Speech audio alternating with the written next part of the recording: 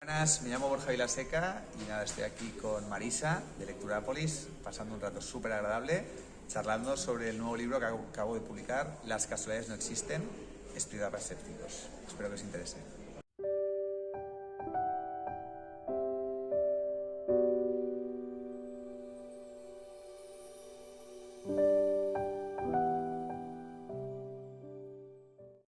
Yo soy sincera, yo no había leído nada tuyo, no te conocía, es verdad que no te seguía por redes ni nada.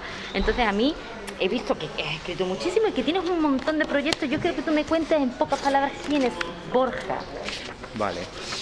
Bueno, pues ante todo soy un motivado de la vida. Estoy felizmente casado con una mujer maravillosa hace 17 años. Soy papá de dos almas que me están revolucionando la vida. Y a nivel profesional, pues yo toqué fondo con 19 años. Vengo de un entorno católico, fui a un colegio laico y me volví ateo. Y a raíz de sufrimiento, mi crisis, una adolescencia conflictiva, empecé mi búsqueda filosófica. Conocí el eneagrama, con 24 años una herramienta de autoconocimiento que me marcó, y con 25 años, un poco hierbas, pero tuve como un despertar, una experiencia de pronto se desvaneció la mente, el ego, y sentí una paz, una dicha, una conexión muy profunda, ¿no? Con lo que luego más tarde me di cuenta de que eso era Dios, no el Dios creencia que me había contado la religión, sino una experiencia muy transformadora. Y desde muy jovencito siempre me interesó la filosofía, escribir. Y entonces a nivel profesional pues soy escritor, divulgador, hago cursos, conferencias, o sea, tengo como una vena de típico motivado de que todo el mundo, ¿no? Que todo el mundo ha de experimentar esto, entonces lo comparto siempre que puedo, y por eso te doy las gracias de que me ayudes a compartir el mensaje. Y por otro lado, desde muy jovencito también se despertó una vena muy emprendedora, que tiene que ver un poco con decir, a ver, una cosa es divulgar y otra cosa es montar proyectos revolucionarios para cambiar la educación, cambiar el sistema educativo. Y por eso lidero la Academia, que es un movimiento ciudadano que promueve educación emocional gratuita. Y si no estoy equivocado, en Sevilla creo que estamos también. Estamos en 50 y pico ciudades de todo el mundo.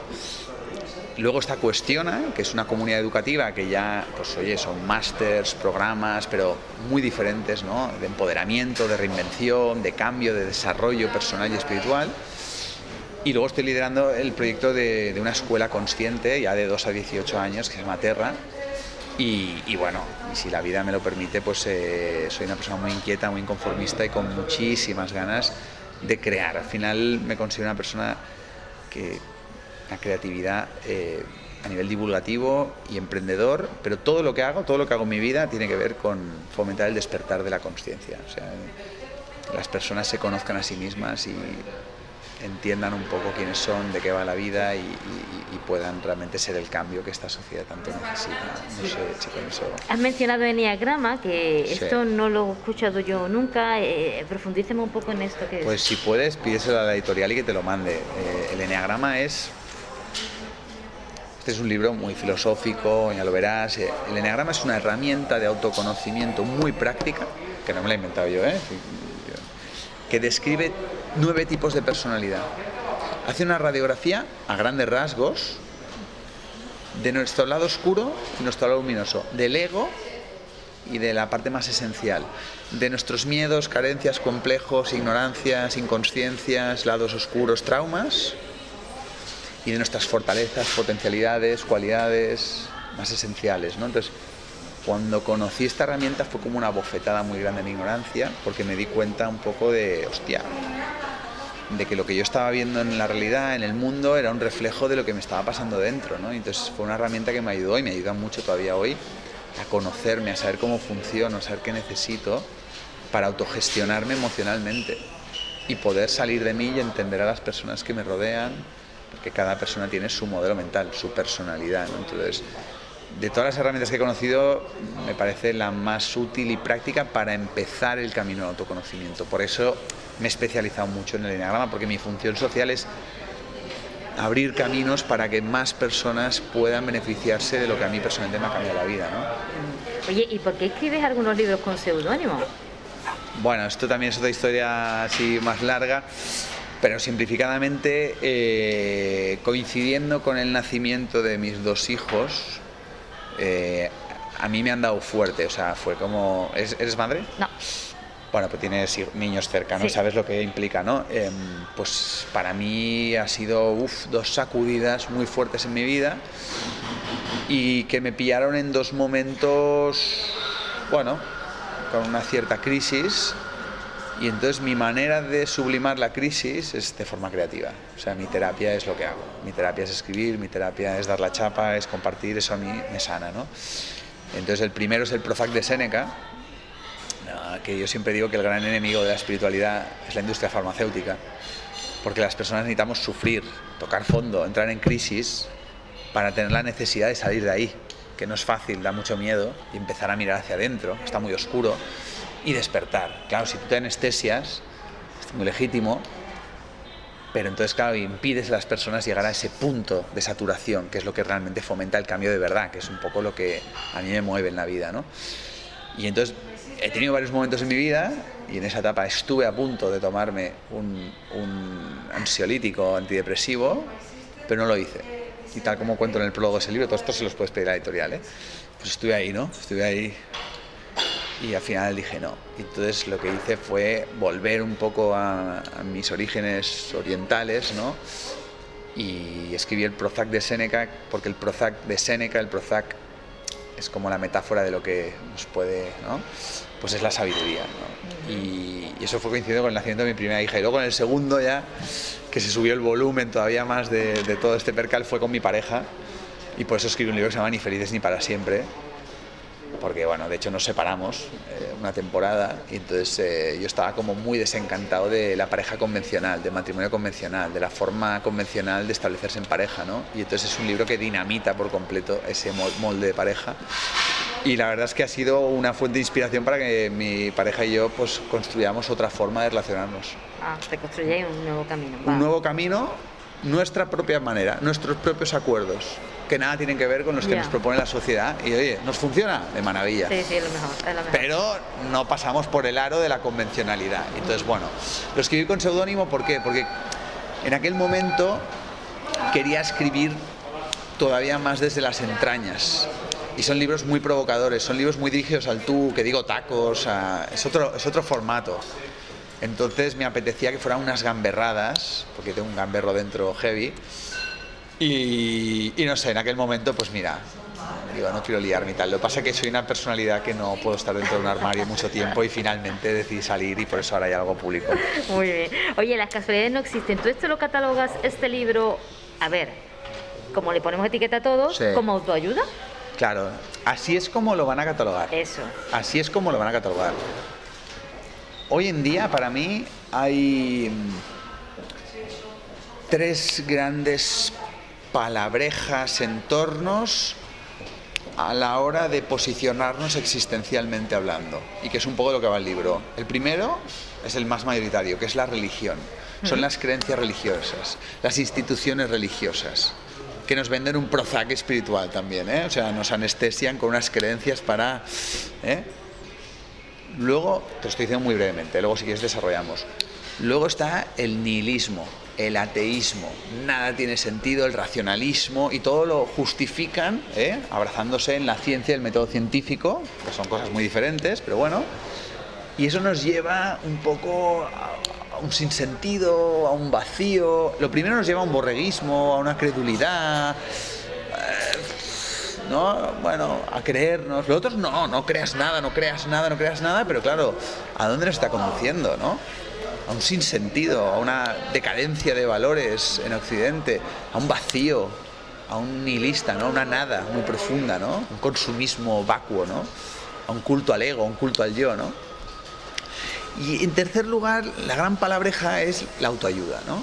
La autoayuda, que es un gran cajón desastre, que muy bien no se sabe qué significa. Supongo que en el libro lo digo, que son cualquier directriz, herramienta, enseñanza que sirve para ayudarte a ti mismo, ¿no? En tu camino de vida, pero que ahora mismo todo esto está totalmente corrompido por el ego y por una industria que lo que busca es lucrarse gracias a la desesperación de las personas. ¿Por qué? Porque las creencias religiosas son parches, porque las creencias ateístas y nihilistas te ayudan a liberarte del parche, pero te dejan con un gran vacío y una gran nada, y la autoayuda al final está muy demonizada, muy ridiculizada, y es muy merecido. Y oye, yo estoy metido dentro de ese saco, a mí me meten dentro de ese saco, y este libro se va a meter dentro de ese saco, porque al final son consejos, recetas superficiales, banales, que lo que intentan son dar grandes promesas para resolver grandes conflictos existenciales, pero que muchas veces se quedan también en nada, o también otro tipo de parches cortoplacistas. De hecho, se dice que la autoayuda es la nueva religión del siglo XXI. Pero si me permites, y aquí es el ego del autor hablando, este libro no tiene que ver con la religión, ni con el nihilismo, ni con la autoayuda, sino que tiene que ver con una cuarta vertiente que ahora mismo está metida dentro de la tercera que te he comentado, se mete dentro de la autoayuda, pero es el misticismo, es la espiritualidad, es el autoconocimiento. Entonces, este es un libro de autoconocimiento, este es un libro de misticismo, este es un libro de espiritualidad laica. De hecho, esos son los conceptos clave que vengo a propugnar, ¿no? Y dirás, Borja, pero entonces, ¿en qué se diferencia el autoconocimiento, el misticismo, la espiritualidad laica de la autoayuda? Pues que del mismo modo que la religión es un parche y la autoayuda es otro parche, y el ateísmo lo que intenta es combatir toda la superstición y las chorradas y las pseudociencias, y yo en eso estoy muy de acuerdo. El conócete a ti mismo, que ya estaba en el templo de Delfos de la antigua Grecia, la espiritualidad laica, el camino místico, no es agradable, te confronta, es un camino doloroso, pero no es un camino de parches, ni de tiritas, ni de anestesias, sino que es un camino de verdadera curación y de verdadera transformación. El problema está en los prejuicios, porque cuando tú hablas de espiritualidad se mete en el cajón de la religión, cuando tú hablas de autoconocimiento se mete en el cajón de la autoayuda, y cuando tú hablas de misticismo ya los ateos se ponen muy nerviosos porque ya lo confunden todo por los prejuicios. Y lo sé porque yo he sido creyente, he sido ateo y está en la autoayuda. Entonces, este libro al final, como todos mis libros, expresan el momento evolutivo en el que me encuentro, porque solo puedo escribir desde la verdad que estoy experimentando. Y claro, esa es mi utopía, pues que entre todos creáramos un nuevo espacio para no confundir las cosas. Pero ya te digo que se va a meter en el cajón de la autoayuda. Seguro, sí. Y bueno, ¿y a qué público, a qué tipo de lectores va dirigido? A todos estos que te he comentado. El público que me conoce y que me sigue, por eso un poco aquí el mensaje marketingiano, ¿no? Pues tengo más de 1,5 millones de seguidores en las redes. No se dirige a mis seguidores este libro. Porque la gente que está en el autoconocimiento, la gente que está en el camino del misticismo, la gente que ya está en el camino espiritual laico, yo sé que les va a encantar el libro. Lo van a disfrutar, ¿sabes? Te pasa cuando lees un libro que dices, hostia, es que sí, esto es lo que yo pienso, ¿no? Es una maravilla cuando te pasa eso, ¿no? Pues ojalá que les pase eso a la gente que ya está en ese viaje de forma madura, ¿no? Pero este libro va a hacer muchos amigos, porque voy a hacer unos amigos increíbles en los creyentes, porque, madre mía, meto collejas. Pero no las meto yo, es que la mete la documentación de realmente qué es la religión. Voy a hacer muchos amigos entre los ateos, porque madre mía, las collejas que meto, porque, joder, es que sí, tiene su función el ateísmo, pero coño, que nos deja vacíos. Y va a hacer muchos amigos entre los de la autoayuda, el ego espiritual, meto muchas collejas. Entonces, este libro es muy ambicioso, porque se dirige a todos los seres humanos, sin importar si son creyentes, ateos, si están en la autoayuda o si ya están verdaderamente en ese viaje místico de autoconocimiento que nos conduce a la verdadera sanación, reconexión, despertar, que es la espiritualidad laica, espiritualidad que no tiene nada que ver con las confesiones religiosas, pero que las confesiones religiosas se han apropiado, han secuestrado la religión. Pero por eso lo que intenta este libro es diferenciar el grano de la paja, rescatar la espiritualidad del secuestro de la religión y inspirar a los ateos a decirles, sí, estamos de acuerdo en vuestra crítica a las creencias religiosas, pero ir un paso más allá, empezar a meditar, empezar a conoceros, ir más allá de la mente. Utilizar el método científico para verificar empíricamente la espiritualidad a través de vuestra experiencia. Y a los de autoayuda, en vez de todo masticadito y quedaros en la superficie, bueno, confrontar vuestros egos, zambulleros en la noche oscura, sentir ese dolor de la transformación, ¿no? Entonces, bueno, pues ese ha sido un poco el objetivo del libro, dirigirse a todo el mundo. Por eso puse el subtítulo Espiritualidad para escépticos. Tú hablas de religión y espiritualidad como dos conceptos totalmente distintos. Hay un capítulo que es muy llamativo, mi relación con Dios. Sí. ¿Cómo ha sido esa relación a lo largo de los años? Bueno, te lo he explicado un poquito, pero te lo resumo. Ya te digo, nací en un entorno católico cristiano, en un entorno, pero mis padres eran católicos no practicantes. Católicos no practicantes, que dices, coño, ¿qué coño es eso, no? Pues católicos, ¿por qué? Porque han sido condicionados sus mentes. Tú no puedes ser católico, ni cristiano, ni judío, ni musulmán, solo tu mente puede serlo. Tu mente que ha sido condicionada, porque fuiste educado, porque te contaron esa historia, pero tú no la elegiste. No fue un descubrimiento, fue una imposición cultural, educativa, ¿no? Entonces mis padres eran católicos no practicantes, me bautizaron, y yo hice la primera comunión, como explico en el libro, incluso me confesé una vez porque hice una gamberrada tremenda y mis padres me obligaron a ir al párroco, ¿no? Pero luego cuando toqué fondo, lo que te he explicado, estaba en una situación muy insoportable en mi vida y la angustia, el sufrimiento, el vacío era tan grande que en un momento dado dejé de creer en Dios. Con 18, 19 años y miré al cielo por miedo a ser fulminado, dejé de creer en Dios y me declaré ateo militante y me metí en el existencialismo y por eso entiendo muy bien la mentalidad de los ateos. Yo tengo un alma atea en ese sentido. Pero cuando llegó el eneagrama y esa experiencia de despertar, ahí fue cuando viví una experiencia de reconexión que luego me zambullí en todas las filosofías orientales y en toda la esencia mística que tienen las religiones, pero que no tienen que ver con la religión, la religiosidad, ¿no? La espiritualidad. Y ahí fue cuando me di cuenta de realmente que Dios está dentro, ¿no? Y que todos formamos parte de esa misma consciencia, esa misma unidad, pero que en la mente la fragmentamos, yo, tú, el que entra, el que sale, el sillón, tal, estamos etiquetando de todo y nos perdemos en la cárcel de la mente, ¿no?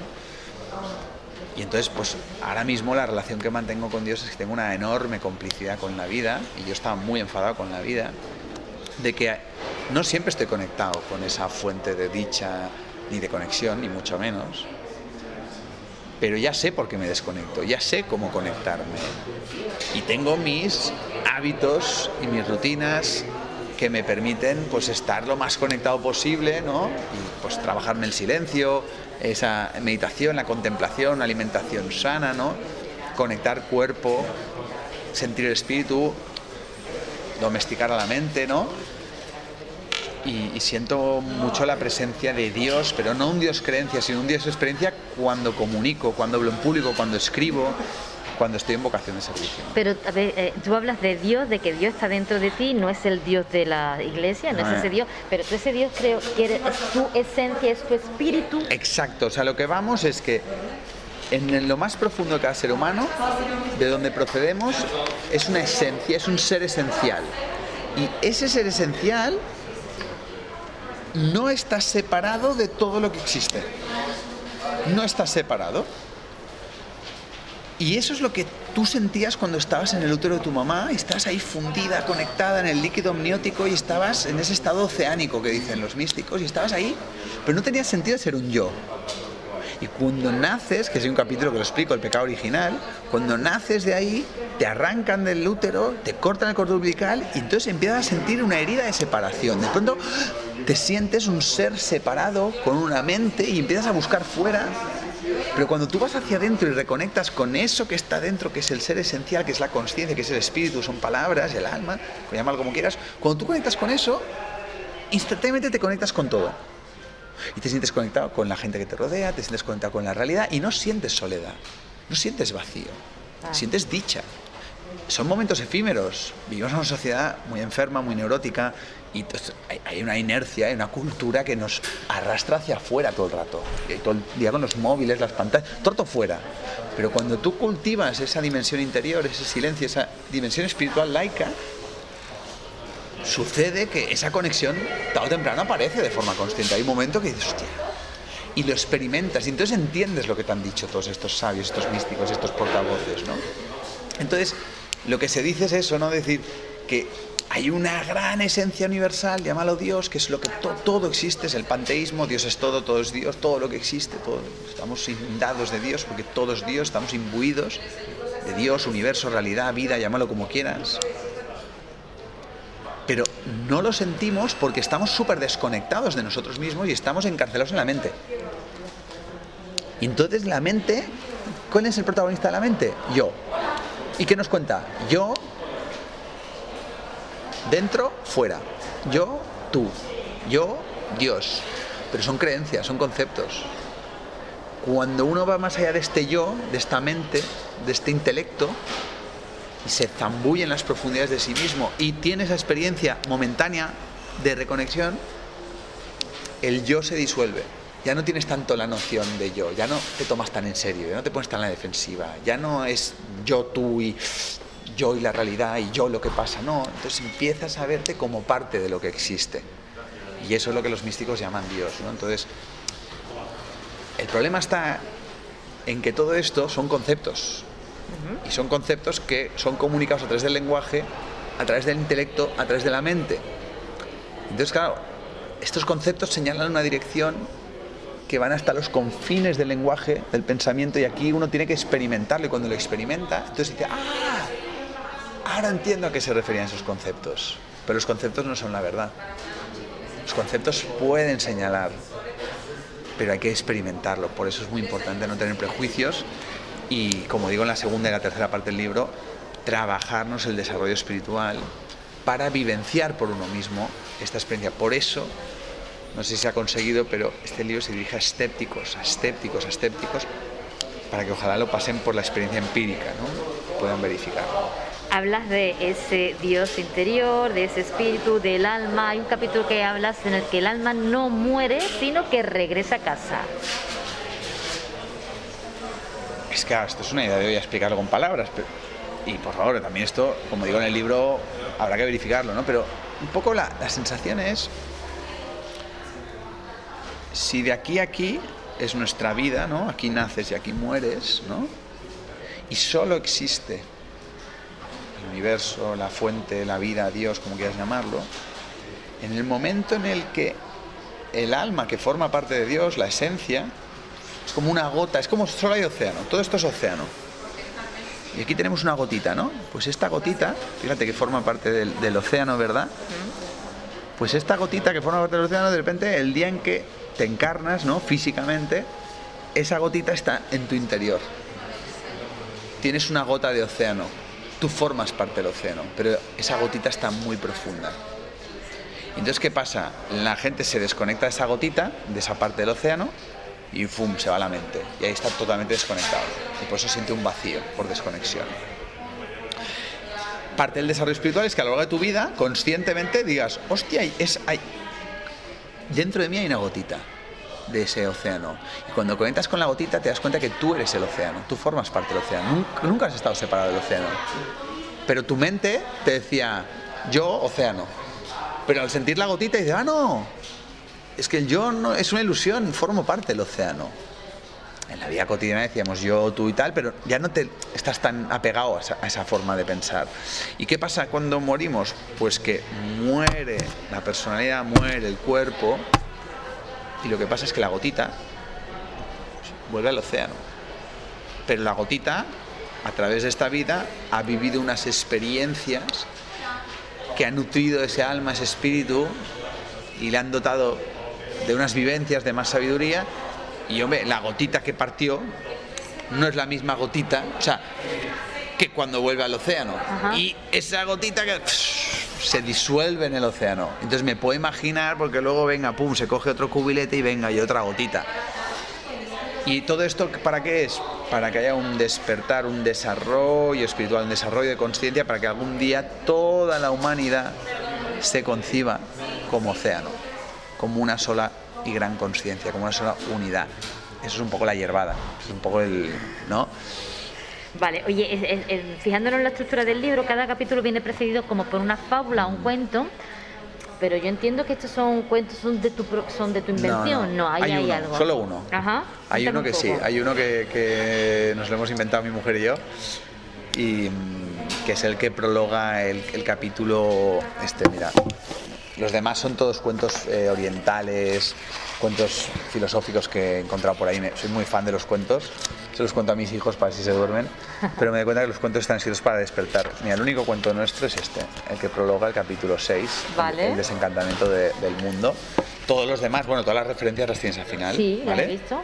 Y sí, soy muy fan de los cuentos. Entonces tú vas utilizando todas estas fábulas que has ido leyendo. Total. Porque lo que hacen es ejemplarizar lo que tú cuentas en el capítulo. Claro, porque tenemos dos hemisferios, entonces hay una parte del hemisferio izquierdo que, bueno, pues sí, utiliza más palabras, lógica, razón, y luego hay una parte del hemisferio derecho que es más simbólica, más metafórica, más creativa, mística, espiritual, ¿no?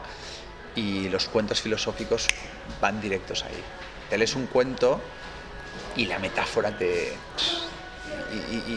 y el cuento va de una cosa, pero tú te has llevado una enseñanza que trasciende el propio cuento, es algo que lo has co-creado tú en tu interior, ¿no? Y es muy poderoso. Yo soy muy fan de los cuentos porque a veces intentas explicar por ejemplo, esto que te acabo de decir, la gotita, hay un cuento filosófico que dice que hay una muñeca de sal que está en medio del desierto, se siente sola y deprimida y no entiende nada, y qué hace aquí, quién soy, y tal, y siente una llamada de ir de viaje, una búsqueda, ¿no?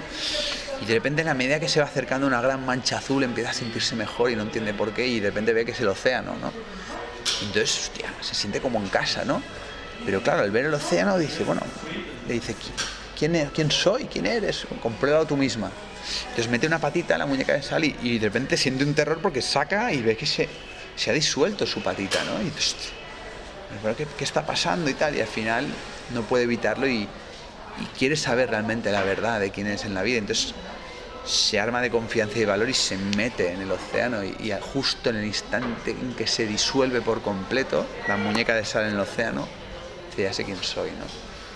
Claro, esto es una metáfora de una belleza que expresa una verdad transconceptual. Entonces, claro, por eso digo que este libro es una farsa, en el primer capítulo. Sí, eso es llamativo, Borja. Pero ¿por qué es una farsa? Porque no se puede explicar con palabras. ¿Cómo le explicas a un ciego de nacimiento cómo es el color violeta? No se puede explicar la espiritualidad. Todas estas preguntas fantásticas que me estás haciendo, yo estoy intentando hacer malabares, pero es que soy consciente de que lo que te quiero explicar no lo puedo explicar ni lo puedes entender porque el lenguaje está totalmente limitado. Entonces, eso es un gran obstáculo en el camino del despertar y de la espiritualidad, y sobre todo en un momento tan occidental y tan racional, tan intelectual como en el que nos encontramos.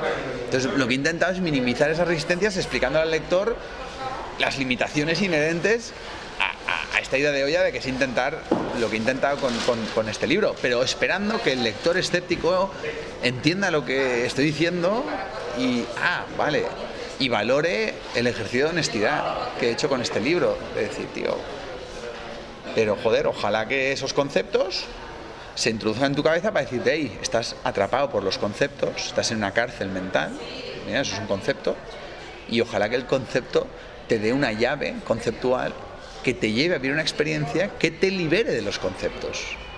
Y entonces volverás a los conceptos y dirás, hostia, joder, lo que me ha aportado este libro, aunque este libro no me ha aportado nada, porque la experiencia es tuya, ¿no?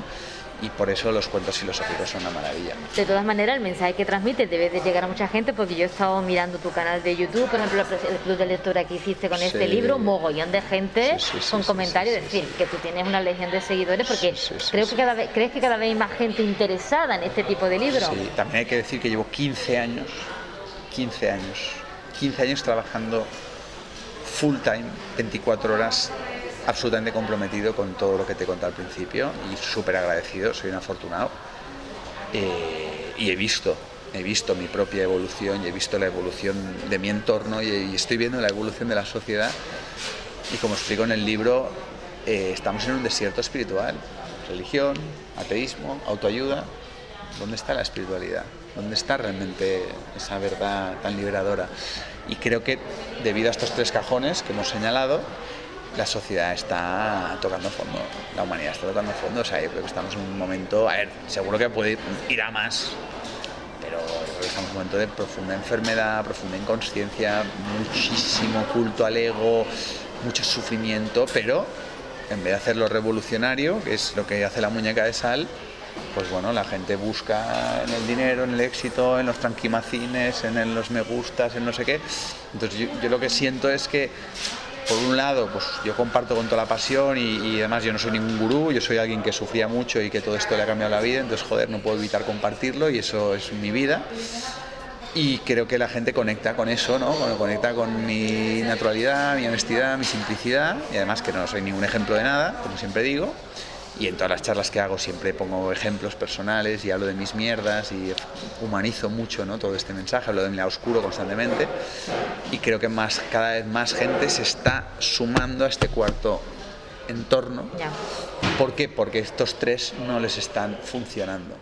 Vale. Y entonces yo lo que estoy intentando es que toda la gente de la religión, los creyentes, todos los ateos, todos los de la autoayuda, ojalá que este libro, con vuestra ayuda, llegue, porque cuando tú llegas aquí y lo vives con madurez, es más difícil de corromper, aunque el ego lo corrompe todo, y por eso hablo del ego espiritual también, pero porque esto es lo que precisamente te permite ir más allá del ego, ¿no? Y tener una madurez espiritual que diga, uy, aquí me está saliendo el ego, ya me está saliendo el ego, ya me quiere tal, ¿no? Y lo puedas gestionar, ¿no? En cambio aquí no eres consciente de ese ego porque esos caminos no te han llevado a conocerte verdaderamente a ti mismo, te han llevado a tener un sistema de creencias diferente, creencias religiosas, creencias ateas y creencias de autoayuda. No hay creencias espirituales, porque la espiritualidad es una experiencia, entonces no tiene nada que ver una creencia, un concepto, que una experiencia y una verdad. Entonces las creencias son patrimonio del ego, las verdades son patrimonio del ser esencial.